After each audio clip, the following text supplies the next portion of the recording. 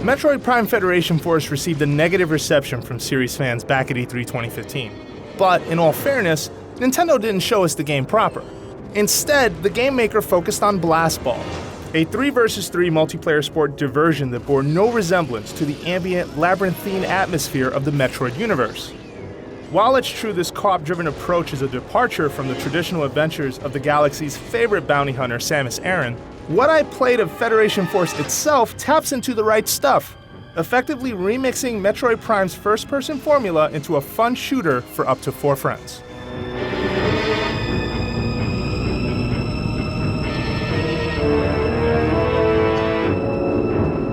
Each player rides inside of a mech, and while it's fair to underestimate them based on their chibi looks, these power suits pack some interesting features that help them stand on par with Samus.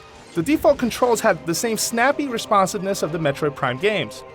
New 3DS owners can adjust the setup and use the right analog nub for free look.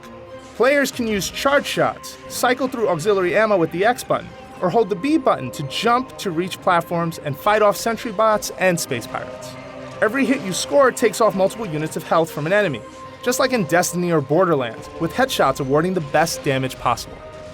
The first mission I played starts off quietly, as a drop ship left us on an abandoned facility on the planet Talvania. Our job was to investigate a mysterious interference, but within minutes of exploring the silent station, my squad mate and I faced off against turrets and robot defenses. Using the L trigger to lock on, it was easy to strafe and shoot at incoming targets.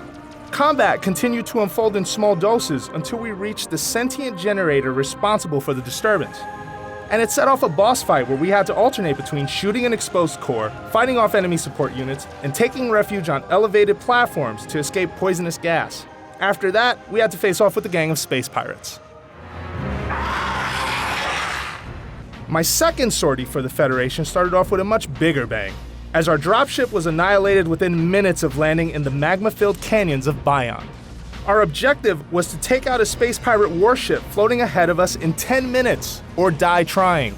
We needed to roll orb-like bombs several feet to catapults and use them as explosive ammunition so we could chip away at the enemy warship.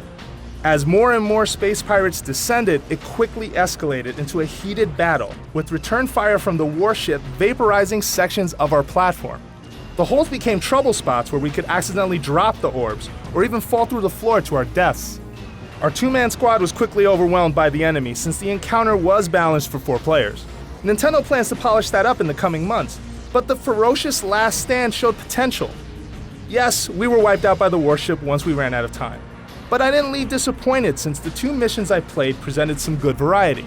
I can only hope the final game will harness those ideas into a proper campaign. 8 months out after its disastrous E3 debut, Metroid Prime Federation Force looks like a much better game. The environments resonated with the Metroid-like sheen that works well even on the smaller screen of the 3DS. And the diversity of the 2 campaign missions I played gave me hope that while this isn't a Metroid Prime game in the traditional style, it will tide fans over until the next adventure starring Samus comes along.